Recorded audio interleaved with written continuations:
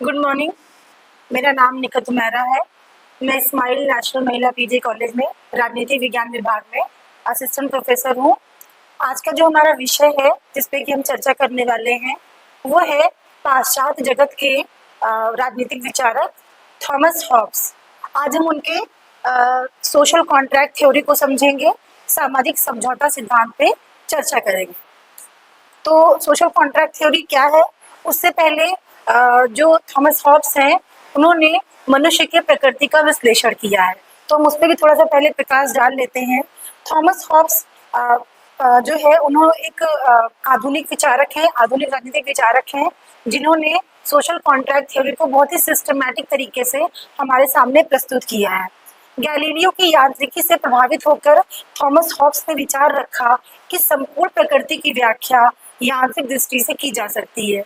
जिस समय Thomas Hobbes का जन्म हुआ और जिस समय थॉमस हॉब्स का जो युग था, उस समय जो एक बहुत बड़ी क्रांति थी, जो बहुत बड़ा परिवर्तन हो रहा था, वो था विज्ञान का आविष्कार हो रहा था, वैज्ञानिक पद्धतियों का, वैज्ञानिक विधियों का आविष्कार हो रहा था। और ऐसे टाइम पे थॉमस हॉब्स जो है अपने राजनीतिक विचारों का प्रतिपादन करते हैं। तो उन्होंने अपने राजनीतिक विचारों में जो वैज्ञानिक पद्धति है उस पद्धति को अपनाया और वो कहते हैं कि जो वैज्ञानिक पद्धति है वो मानव प्रकृति पर भी लागू होता है और जो राजनीतिक प्रक्रियाएं हैं, जो राजनीतिक सिद्धांत हैं, उसे हम वैज्ञानिक पद्धति के द्वारा समझ सकते हैं। जैसा कि उस समय जो गैलीलियो का जो मैकेनिज्म थ्योरी था उससे काफी वो प्रभावित थे। गैलीलियो कहते हैं कि सभी वस्तुओं की जो प्राकृतिक प्रवृत्ति होती है वो गतिमान होती है, चाहे वो सजीव हो या निर्जीव हो। यानी कि दुनिया की प्रत्येक वस्तु, प्रत्येक निर्जीव और सजीव वस्तु में गति पाई जाती है। इसी चीज से प्रभावित होकर थॉमस हॉब्स कहते हैं कि मनुष्य के अंदर और समाज के अंदर भी ये प्रवृत्ति पाई जाती है कि मनुष्य भी निरंतर सक्रिय रहने वाला प्राणी है। जिस प्रकार से जो विज्ञान है वो कहता है कि प्रत्येक वस्तु में, चाहे वो सजीव हो चाहे निर्जीव हो, उसके अंदर गति होती है, मोशन होता है। इसी प्रकार थॉमस हॉब्स कहते हैं कि जो मनुष्य है वो भी एक निरंतर सक्रिय और गतिमान रहने वाला प्राणी होता है। व्यक्ति अपने आप में इच्छाओं का समुच्चय है जो उसे कंटिन्यूअस गतिमान रखता है, सक्रिय रखता है। यानी कि इंसान जो है वो अपनी इच्छाओं का दास होता है और उसकी इच्छाएं उसे जीवन पर्यंत सक्रिय रहने को मजबूर कर देती हैं। थॉमस हॉब्स के अनुसार मनुष्य जो है वो एकाकी होता है, यानी कि अकेला होता है। मनुष्य जो है उसका जीवन अकेला होता है और वो अहमवादी होता है, यानी इगोइस्टिक होता है, जो कि अपनी तृष्णाओं का, अपने एपेटाइट्स का दास होता है। मनुष्य के कंट्रोल में नहीं होता है कि वो अपनी इच्छाओं को कंट्रोल कर सके। मनुष्य जो भी गतिविधि करता है वो अपने स्वार्थ से, अपने हित से करता है, जो कि उसे कंटिन्यूअस गतिमान रखती है। तो हॉब्स के अनुसार जो प्राकृतिक जगत है और जो राजनीतिक जगत है, दोनों ही क्या है? मूलतः यंत्र है, यानी कि मशीन है। सिर्फ प्रकृति ही मशीन नहीं है, बल्कि मनुष्य भी एक मशीन की तरह काम करता है। वो अपनी इच्छाओं से कंटिन्यूअस ऊर्जा प्राप्त करता है और उसकी वजह से वो गतिमान रहता है। नागरिक शासन की रचना घड़ियों के तुल्य है। थॉमस हॉब्स कहता है कि जो नागरिक शासन है, जो शासन व्यवस्था है, जो राज्य है, वो घड़ी की तरह है। जो घड़ियां होती हैं, जैसे घड़ी के अलग अलग हिस्से होते हैं पर वो एक यंत्र का जोड़ होता है, उसी प्रकार से जो राज्य होता है वो व्यक्तियों का समुच्चय होता है। जैसे घड़ी होती है तो घड़ी के अंदर छोटी छोटी मशीनें होती हैं, छोटे छोटे यंत्र होते हैं जो उस घड़ी को चलाने में हेल्प करता है। इसी प्रकार से जो राज्य होता है वो मनुष्यों का समुच्चय होता है और ये जो मनुष्यों की जो गतिविधियां होती हैं, जो एक्टिविटीज होती हैं, वो उस राज्य को चलाने का कार्य करती हैं। राज्य के अंतर्गत पृथक पृथक व्यक्तियों के लक्ष्य ही संपूर्ण गतिविधि का मूल स्रोत होते हैं। हर व्यक्ति के अलग अलग लक्ष्य होते हैं और उसी लक्ष्य के आधार पे, अपने हित के आधार पे, अपने स्वार्थ के आधार पे व्यक्ति अपनी गतिविधियां करता है और राज्य का जो स्ट्रक्चर होता है वो इसी के आधार पे बनता है। हॉब्स ने राज्य के विशाल आकार और अदम्य शक्ति का संकेत देने के लिए इसकी तुलना एक काल्पनिक दैत्याकार जंतु से करता है, जिसको कि वो लिव्याथन कहता है। और लिव्याथन जो है वो आर्टिफिशियल ह्यूमन है, जो कि जो आपका स्टेट है वो एक इमेजिनेशन करता है कि स्टेट को हम ऐसे कर सकते हैं कि एक बहुत बड़ा सा दैत्याकार जंतु है जो जिसका धड़ मनुष्य का है और जिसका सर मनुष्य का है और जो धड़ है जो आधी बॉडी नीचे की है वो एक जंतु की तरह है। ये एक इमेजिनेशन है जिससे कि थॉमस हॉब्स उसकी जो है तुलना करता है। लिव्यातन ताकत और डील डॉल में प्राकृतिक मनुष्य को मात देता है, यानी कि एक ऐसा मनुष्य है जो बहुत शक्तिशाली है, लंबा चौड़ा है, उसकी डील डॉल एक नेचुरल ह्यूमन की तरीके से है। मनुष्य की मूल प्रकृति के बारे में हॉब्स ने अपनी प्रसिद्ध कृति लेवियाथन में एक काल्पनिक स्थिति का उल्लेख करता है जिसको कि वो प्राकृतिक दशा कहता है। ये प्राकृतिक दशा जो है थॉमस हॉब्स ने अपनी किताब लेवियाथन में बताया है। सोशल कॉन्ट्रैक्ट थ्योरी देने से पहले वो बताता है कि एक प्राकृतिक दशा है और उस दशा में क्या स्थिति है उसको वो एक्सप्लेन करता है। हालांकि थॉमस हॉब्स इसके कोई ऐतिहासिक प्रमाण की बात नहीं करता है, वो सिर्फ वो कहता है कि इस पे बात करना भी निरर्थक है। वो सिर्फ समझाना चाहता है कि राज्य का निर्माण क्यों हो रहा है और राज्य हमारे लिए क्यों आवश्यक है। उसने इस बात पे महत्व नहीं दिया है कि क्या कभी ऐसी कोई स्थिति थी या नहीं थी। तो निश्चित तौर पे ये कल्पना है, एक इमेजिनेशन है जो उसने अपने तर्क से, अपनी बुद्धि से हमें बताया है। लेकिन वो कहता है कि इसमें कोई निश्चितता तो नहीं है, फिर भी इतना जरूर निश्चित है कि यदि हम राज्य को भंग कर दें, यदि कोई स्टेट जो है यदि हम उसे समाप्त कर देते हैं या भंग कर देते हैं तो मनुष्य ऐसी स्थिति में ही पहुंच जाएगा। प्राकृतिक दशा एक काल्पनिक स्थिति है जिसमें मनुष्य पर राज्य का कोई अंकुश नहीं होता है, यानी कि प्राकृतिक जो दशा है, जो स्टेट ऑफ नेचर है, वो एक ऐसी स्थिति है जहाँ पे कोई राज्य नहीं है, कोई शासक नहीं है, कोई सेंट्रलाइज पावर नहीं है जो लोगों के व्यवहारों को, लोगों के इच्छाओं को, लोगों की जो गतिविधियां हैं उस पर किसी प्रकार का अंकुश या कंट्रोल कर सके। और मनुष्य जो है उस प्राकृतिक दशा में अपनी मूल प्रवृत्ति या मूल जो प्रकृति है उसके अनुसार व्यवहार करता है। क्योंकि मनुष्य जो है थॉमस हॉब्स के अकॉर्डिंग मनुष्य जो है वो स्वार्थी है और निर्दयी प्राणी है, यानी कि जो मनुष्य होता है उसका बहुत ही निगेटिव चित्रण थॉमस हॉब्स ने हमारे सामने प्रस्तुत किया है। और हॉब्स कहता है कि मनुष्य स्वार्थी होता है, स्वभाव से वो अपने सिर्फ और सिर्फ अपने हित के बारे में सोचता है और इस वजह से वो बहुत ही निर्दयी होता है। प्राकृतिक दशा में सारे मनुष्य अपने अपने स्वार्थ की पूर्ति में लगे रहते हैं, यानी वहां पे कोई समाज या सहयोग ऐसी कोई स्थिति नहीं है। वहां पे हर व्यक्ति सिर्फ अपने हित की पूर्ति में, अपने स्वार्थ पूर्ति में, अपनी जो इच्छाएं हैं उससे संचालित होता है। उन पर किसी बाह्य शक्ति का कोई नियंत्रण नहीं रहता है और वो एक दूसरे के विरुद्ध शक्ति का प्रयोग करते हैं, यानी वहां पे कोई एक्सटर्नल पावर नहीं है जो उन्हें कंट्रोल कर सके। वहां पे जिसकी लाठी उसका भैंस वाला कॉन्सेप्ट चलता है, माइट इज राइट या फिर सर्वाइवल ऑफ फिटेस्ट चलता है, यानी कि जो मजबूत है, जो शक्तिशाली है, चाहे मानसिक रूप से, चाहे शारीरिक रूप से, चाहे बुद्धि से, जो भी पावरफुल है वही सर्वाइव करता है। माइट इज राइट का कॉन्सेप्ट वहां पे चलता है। प्राकृतिक दशा की स्वतंत्रता या प्राकृतिक जो स्वतंत्रता है वो केवल अपनी शक्ति के अनुसार दूसरों को धर दबोचने और लूट लेने की स्वतंत्रता होती है। यानी एक बात क्लियर है कि स्टेट ऑफ नेचर में सिर्फ और सिर्फ नेचुरल लिबर्टी हमारे पास होती है, व्यक्तियों के पास होती है, और वो क्या होती है कि आप अपने शक्ति का प्रयोग करके अपने अंदर जितनी क्षमताएं हैं, जितनी आपके अंदर कैपेसिटी है, उस बिना पे आप अपने शक्ति को प्राप्त करने का और उसको बढ़ाने का और उसको मेंटेन रखने की कोशिश कर सकते हैं। तभी आप ऐसी दशा में सरवाइव कर सकते हैं। और ऐसी हालत में लड़ाई झगड़ा और छीना झपटी का बोलचाला होता है, यानी कि जब जो प्राकृतिक दशा है वहां पे हर कोई संघर्ष कर रहा है, हर कोई लड़ाई कर रहा है। हॉब्स ने ये बिल्कुल भी नहीं कहा है कि ऐसी कोई दशा थी, वो सिर्फ इमेजिन कर रहा है कि अगर कोई सेंट्रलाइज पावर नहीं होगा तो हम ऐसी स्थिति देखेंगे। और क्योंकि वो मनुष्य का एक निगेटिव चित्रण करता है, इसके पीछे कारण ये है कि थॉमस हॉब्स जिस युग में या जिस एरा में पैदा हुआ वो भय का एरा था।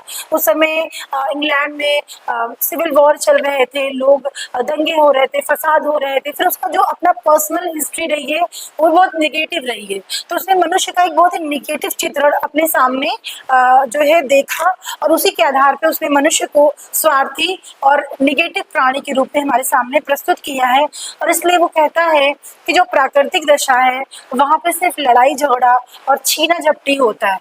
हर कोई हर किसी को धर दबोचना चाहता है और वही बात है कि जिसकी लाठी उसका भैंस। जो पावरफुल है वो कमजोर का उत्पीड़न करता है, उसका शोषण करता है। तो ये जो दशा थी प्राकृतिक दशा, ये प्रत्येक के विरुद्ध संघर्ष था। यानी हर कोई हर किसी के साथ संघर्ष कर रहा है। ये एक ऐसी लड़ाई की दशा थी और इसमें अंततः क्या होता है, उत्पीड़न होती है और असुरक्षा होता है। यानी कि प्राकृतिक दशा में हर व्यक्ति इनसिक्योर है, वो इनसिक्योर है अपनी चीजों को लेके, अपनी जो पर्सनल इंटरेस्ट है उसको लेके वो इनसिक्योर रहता है। और जाहिर सी बात है ऐसी स्थिति में किसी प्रकार के उद्योग धंधों का या किसी प्रकार के जो प्रोडक्शन है, रिप्रोडक्शन है, किसी प्रकार के प्रोडक्शन का कोई सवाल पैदा नहीं होता कि वहाँ पे डेवलपमेंट हो, प्रोग्रेस हो या सोशलाइज्ड और हो जाए या फिर किसी तरह के जो है प्रोडक्शन हो, फैक्ट्रीज हो, ऐसा कोई सवाल उत्पन्न ही नहीं होता क्योंकि वहां पे हर वक्त एक भय की स्थिति है, एक असुरक्षा का माहौल है। सुरक्षा ना मिलने के कारण, सेल्फ सिक्योरिटी ना मिलने के कारण मनुष्य के कोई मान्य अधिकार नहीं होते। यानी कि अधिकार सिर्फ यही है कि जो प्राकृतिक अधिकार दिए गए हैं। ऐसे कोई सत्ता नहीं है जो उनको कानूनी अधिकार दे या संवैधानिक अधिकार दे। तो ऐसे कोई अधिकार नहीं होते उनके और कोई नैतिक दायित्व भी नहीं होता है। जैसा कि हम राज्य में रहते हैं और राज्य के अंदर रहते हुए हर व्यक्ति के एक अधिकार भी होते हैं और दायित्व भी होते हैं, जिसका एक संतुलन बनाना सरकार का काम होता है। लेकिन प्राकृतिक दशा में क्योंकि सरकार ही नहीं है, शासन व्यवस्था ही नहीं है, तो ऐसे में ना तो अधिकार है और ना ही दायित्व है। हर कोई अपने हिसाब से ही काम करता है। तो ऐसे में थॉमस हॉब्स जो है उन्होंने मनुष्य को बोला है कि मनुष्य एकाकी होता है, यानी कि सॉलिटरी होता है। यानी जो प्राकृतिक दशा है उसमें मनुष्य बिल्कुल अकेला है, उसके पास ना परिवार है, ना दोस्त है, ना कोई समाज है, ना कोई सामाजिक सहयोग है। इसी के अलावा वो पुअर होता है, वो गरीब होता है, उसके पास कुछ भी नहीं होता है, दीनहीन की स्थिति में वो रहता है। कब कौन क्या छीन ले कुछ पता नहीं होता है, ऐसे में कोई प्रॉपर्टी नहीं होता है। मनुष्य घृणित होता है, यानी कि ब्रूटिश होता है। वो जानवरों की तरीके से, जैसे जंगली जानवर होते हैं, छीना झपटी पे और शिकार पे काम होता है, इसी प्रकार से जो प्राकृतिक दशा है वो बहुत ही ब्रूटिश होती है एंड शॉर्ट होता है। यानी इंसान को जो जीवन है प्राकृतिक दशा में वो बहुत छोटा होता है। कब किसका जीवन कब खत्म हो जाए इसका कुछ भी निश्चितता नहीं रहती है। तो इस प्रकार से जो ह्यूमन है उसको प्राकृतिक दशा में हॉब्स कहता है कि वो सॉलिटरी होता है, पुअर होता है, ब्रूटिश होता है एंड शॉर्ट होता है। अपने सुख के लिए वो दूसरों को पराधीन बनाने के लिए तत्पर रहते हैं। यानी कोई भी जो व्यक्ति होते हैं वहाँ पे वो सिर्फ अपने वेलफेयर और अपने हित के बारे में सोचते हैं। अगर उसके लिए उन्हें दूसरों को उत्पीड़न करना पड़े या पराधीन करना पड़े या उन्हें परेशान करना पड़े तो उससे पीछे वो नहीं हटता है मनुष्य। लेकिन थॉमस हॉब्स ने ये भी एक्सेप्ट किया है कि प्राकृतिक दशा में एक नेचुरल इक्वालिटी भी होती है। यानी वहाँ पे हर व्यक्ति समान है। यदि कोई शारीरिक रूप से बलवान है तो कोई बुद्धिशाली है तो कोई जो है अपने दिमाग से तेज है। यानी कि कुल मिलाकर वो क्या होते हैं, बराबर होते हैं और इस वजह से कोई किसी को पराधीन नहीं कर पाता है। यदि ऐसा होता कि कुछ लोग शक्तिशाली होते तो अंततः वही सरवाइव करते। लेकिन थॉमस हॉब्स कहता है कि कहीं ना कहीं हर कोई बराबर होता है। किसी में शारीरिक जो है मजबूती है, शक्ति है, तो किसी में मानसिक या बुद्धिशाली या विवेकशील शक्ति है। तो ऐसे में क्या होता है कि प्राकृतिक दशा में हर व्यक्ति डरा डरा रहता है कि कब उसके ऊपर अटैक हो जाए या उसे कोई मार दे या उसे कोई छीन ले, उसके साथ लूटपाट हो जाए, उसे कोई भी निश्चितता नहीं रहती है। हॉब्स ने प्राकृतिक समानता का विचार प्रस्तुत किया है और जो प्राकृतिक क्षमताओं की दृष्टि में कोई मनुष्य किसी से ज्यादा है तो कोई मनुष्य किसी से ज्यादा है। ठीक है, कोई बल में, कोई छल में, किसी न किसी रूप से बराबर हो जाता है। यदि ऐसा नहीं होता तो मनुष्य स्थायी और निश्चित रूप से किन्हीं दूसरे मनुष्यों से अधिक शक्तिशाली होते, तो उन्हें पराधीन बनाकर स्वयं निश्चित हो जाते। वही वाली बात है कि यदि ये बराबरी की स्थिति नहीं होती तो जो शक्तिशाली होता है, जो व्यक्ति शक्तिशाली होगा वो कहीं ना कहीं वही सरवाइव करेगा, फिटेस्ट का सर्वाइवल होगा, और जो कमजोर है, जो शक्तिहीन है, उसकी कोई वो नहीं रह जाएगी, एग्जिस्टेंस नहीं रह जाएगा। तो इस प्रकार से जो थॉमस हॉब्स है उन्होंने बताया है कि राज्य का निर्माण हुआ है, और राज्य के निर्माण को क्यों किया गया, या राज्य क्यों बनाने की क्या आवश्यकता थी, इस बात को समझने के लिए आवश्यक हो जाता है कि पहले हम प्राकृतिक दशा को समझ लें। तो प्राकृतिक दशा एक ऐसी स्थिति थी जहाँ पे कोई केंद्रीय सत्ता नहीं है और मनुष्य स्वार्थी है, तो वहां पे हर कोई परेशान है, हर कोई हर किसी के साथ संघर्ष में लगा हुआ है। हॉब्स के अनुसार प्राकृतिक दशा में 3 वस्तुओं का अभाव रहता है, और वो 3 वस्तुएं क्या है? कला, संस्कृति और नौचालन। जाहिर सी बात है कि जब ऐसी स्थिति होगी जहाँ पे हर वक्त संघर्ष होगा, हर वक्त लड़ाई होगी, हर वक्त जो है एक इनसिक्योरिटी होगी, एक डर होगा, तो ऐसी स्थिति में वहाँ पे किसी भी कला का, साहित्य का, कल्चर का या फिर नौचालन का, टेक्नोलॉजी का डेवलपमेंट होना तो स्वाभाविकता ही नहीं पॉसिबल है। ऐसी हालत में उत्तम जीवन की हम कोई संभावना नहीं देख सकते कि वहाँ पे एक अच्छी लाइफ होगी। यहाँ किसी के लिए कुछ भी निश्चित नहीं होता है, इसमें न्यायपूर्ण अन्यायपूर्ण ऐसी कोई धारणाओं का कोई स्थान नहीं होता है। लोगों के लिए सिर्फ इम्पोर्टेंट है सर्वाइव करना और अपने आप को पावरफुल बनाना। प्रत्येक मनुष्य को प्रत्येक वस्तु पर अधिकार होता है। कोई भी चीज वहाँ पे प्राइवेट प्रॉपर्टी नहीं होती है, वहाँ पे जो भी है वो पब्लिक प्रॉपर्टी है, यानी हर चीज हर किसी का है। परंतु सामाजिक या कानूनी मान्यता के अभाव में ये अधिकार निरर्थक हो जाते हैं। वही वाली बात है कि क्योंकि वहां पे हर चीज सबका है, लेकिन कोई ऐसा नहीं है जो उस चीज का हमें मान्यता प्रदान कर सके, और इसके अभाव में वहां पे कोई अधिकार की हम बात या राइट्स की बात नहीं कर सकते हैं।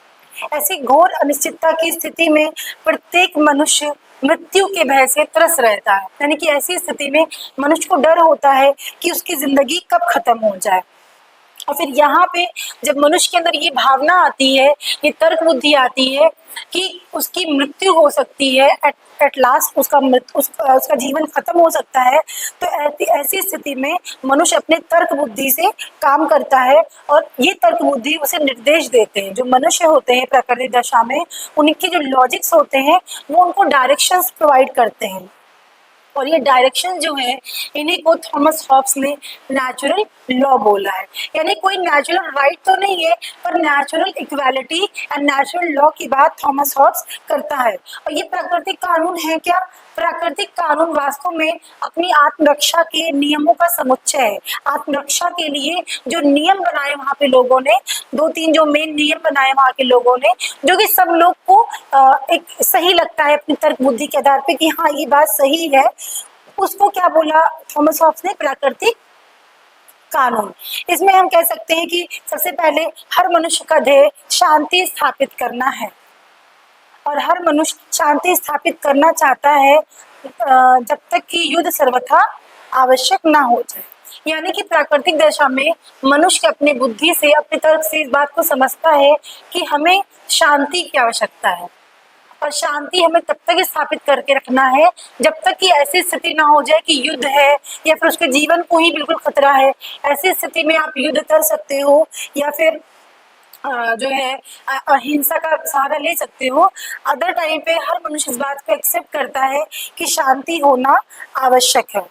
दूसरी चीज मनुष्य कहता है कि मनुष्य मिलजुल कर अपनी जो स्वतंत्रता है उसका त्याग करते हैं, और इसलिए करते हैं क्योंकि उनको भी स्वतंत्रता चाहिए, तो वो सामने वाले से भी अपेक्षा करते हैं कि वो हमें फ्रीडम दे, और इसी वजह से वो सामने वाले के फ्रीडम की भी रेस्पेक्ट करते हैं और उन्हें स्वतंत्रता प्रोवाइड करते हैं।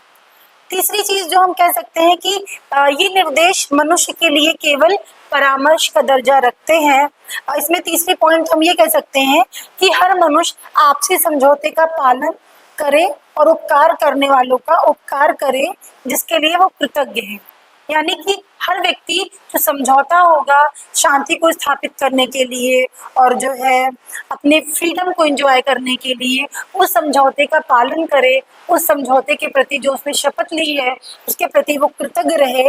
ये 3 तरह की जो प्राकृतिक कानून हैं, इस पे थॉमस हॉब्स ने जो है प्रकाश डाला है और बोला है कि ये 3 चीजें हर व्यक्ति एक्सेप्ट करता है, लेकिन ये निर्देश मनुष्यों के लिए केवल परामर्श का दर्जा रखते हैं, कानून का नहीं। क्योंकि जाहिर सी बात है, कोई बाहरी सत्ता नहीं है जो इसे बाध्यकारी तौर पे लागू करवा सके। ये एक तरीके से सिर्फ और सिर्फ परामर्श है, सजेशन है। अगर कोई करता है तो ठीक है, नहीं करता है तो फिर वही वाली स्थिति आ जाती है कि संघर्ष पैदा होता है। हॉब्स के प्राकृतिक कानून की विशेषता ये है कि ये मनुष्यों को केवल उनकी प्रकृति के आधार पर आपस में बांधता है, ना कि किसी दिव्य आदेश या परिपाटी या कानून इसके आधार पे नहीं है। यानी लोग सिर्फ अपनी समझ के आधार पे इस चीज को एक्सेप्ट करते हैं। कोई कानून नहीं है, कोई कन्वेंशंस नहीं है या कोई ऐसी डिवाइन अथॉरिटी नहीं है जो इस चीज को एक्सप्लेन कर सके। ये हमें इसलिए बनाता है क्योंकि हम इसे मान्यता देते हैं। इस जो प्राकृतिक कानून है इसे सिर्फ व्यक्ति मान्यता देता है और कोई व्यक्ति इसको मानने के लिए बाध्य नहीं होता है। ये ऐसे नियमों का समुच्चय है जिन्हें मनुष्य की बुद्धि हिसाब किताब लगाकर उसकी आत्मरक्षा के लिए आवश्यक सिद्ध कर देती है। यानी कि जो प्राकृतिक कानून होते हैं मनुष्य उसे समझ सकता है, हिसाब किताब करके, तर्क लगा के, बुद्धि का इस्तेमाल करके वो समझ सकता है कि हाँ ये चीजें हमारे हित में है, हमारे खुद के वेलफेयर के लिए आवश्यक है और इसलिए हमें इसको मानना चाहिए। लेकिन कोई बाध्यकारी तौर पे इसको लागू नहीं करवा सकता है। ये मनुष्य की सूझबूझ और दूरदर्शिता की देन होता है। जिस इंसान के अंदर समझदारी होगी, जिस इंसान के अंदर सूझबूझ होगा, जिस इंसान के अंदर दूरदर्शिता होगी, अपना दूर तक सोचने की क्षमता होगी, वो इंसान इस चीज को, इन कानूनों को रेस्पेक्ट करेगा। जब प्राकृतिक कानून मनुष्यों को प्राकृतिक दशा का त्याग करने की प्रेरणा देता है तब इसके लिए अनुकूल परिस्थितियां जुटाना जरूरी हो जाता है। यानी कि जब अब इस स्टेज पे जब मनुष्य डिसाइड करता है कि प्राकृतिक कानून जो हमारे हैं इन्हें हमें बनाए रखना है और इसके लिए आवश्यक हो जाता है कि हम एक राज्य का निर्माण करें, एक राजा दें जिसको हम सारे अपने अधिकार देंगे, तो ऐसी स्थिति में वो पूरी परिस्थितियां, वो पूरा इन्वायरमेंट बनाया जाता है और ऐसे में समझौता होता है मनुष्यों के बीच में। और ये समझौता क्या होता है कि यदि मनुष्य सब वस्तुओं पर अपने असीम अधिकार को छोड़कर अपने अपने अधिकार सीमित करने के लिए आपस में समझौता कर ले तो वो अपने आप में पर्याप्त नहीं होगा, क्योंकि उस समझौते को लागू करने के लिए किसी शक्ति की आवश्यकता है। यानी कि अगर अंततः सारे व्यक्ति आपस में डिस्कशन करके ये तय भी कर लें कि हमें अपने अधिकार सीमित करने होंगे ताकि हम अपने जीवन की रक्षा कर सकें या अपने जो बाकी के अधिकार हैं, जो प्राकृतिक अधिकार हैं, उनको हम प्राप्त कर सकें, तो इसके लिए ये भी आवश्यक है कि हमें एक शासक या एक राज्य की स्थापना जो शक्तिशाली होगा, संप्रभु होगा, पावरफुल होगा, उसकी स्थापना करना आवश्यक हो जाएगा। तो इसे राज्य या कॉमनवेल्थ के निर्माण की जरूरत पड़ती है। राज्य को थॉमस हॉब्स ने कॉमनवेल्थ बोला है, जो कहता है कि सारे व्यक्तियों की इच्छाओं का प्रतिनिधित्व करेगा और तर्क संगत समझौते का उल्लंघन करने वालों को और उसके पालन के लिए विवश करेगा। यानी कि जो भी समझौता व्यक्तियों के बीच में होने वाला है, इन समझौते का पालन करवाना और जो पालन ना करे उन्हें विवश करना, मजबूर करना, इसका पालन करने के लिए इस चीज को सुनिश्चित करना संप्रभु का काम होगा, कॉमनवेल्थ का काम होगा। इस काम को करने के लिए सॉवरन अथॉरिटी अस्तित्व में हमारे आता है और इस तरह से जो समझौता संपन्न होता है उसे सोशल कॉन्ट्रैक्ट थ्योरी या सामाजिक अनुबंध का सिद्धांत कहा जाता है। इस समझौते का जो रूप उभर कर सामने आता है, इसमें प्रत्येक मनुष्य बाकी का जो समूह है, नागरिक समाज है, उसको वचन देता है। ये वचन किस प्रकार से होता है कि मैं स्वयं अपना शासन होने का अधिकार छोड़कर इस मनुष्य को, या जो सभा बनेगी, जो लेवियाथन होगा या जो राज्य होगा, उसको मैं अपने ऊपर शासन करने का अधिकार सौंपता हूँ। बदले में शर्त ये है कि तुम भी अपना अधिकार छोड़ दो और इसकी कृतियों को वैसे ही मान्यता प्रदान करो। यानी मैं अपने अधिकार छोड़ता हूँ, बदले में तुम भी अपने अधिकार सीमित कर दो और हमारे जो अधिकार का शक्ति है वो इस लेवियाथन या प्रभु सत्ता या जो भी संविधान सभा जिसके भी हाथ में जाता है उसके हाथ में दे दिया जाएगा। प्रभु सत्ताधारी इस समझौते का भागीदार नहीं है, क्योंकि वो समझौते की बात बन रहा है, वो समझौते का पार्ट नहीं है, इसलिए ये समझौता प्रभु सत्ता पर लागू नहीं होता है, क्योंकि वो पहले से वहां पे मौजूद नहीं था। वो तो जब समझौता हुआ, लोगों ने आपस में समझौता किया और उसके बाद राज्य का या सभा का निर्माण होता है, तब वो फिर उसके बाद अस्तित्व में आता है। इसलिए जो थॉमस हॉब्स का प्रभु सत्ताधारी है वो सर्वोच्च है, संपूर्ण है, पूर्ण है, एब्सोल्यूट है। यानी एक बार संप्रभु बन गया तो फिर उसका उल्लंघन नहीं किया जा सकता है, क्योंकि वो समझौते के द्वारा बनाया गया है। तो यहाँ पे सोशल कॉन्ट्रैक्ट थ्योरी जो है वो खत्म होती है। अब हम इसके आगे डिस्कशन करेंगे नेक्स्ट क्लास में। Thank you.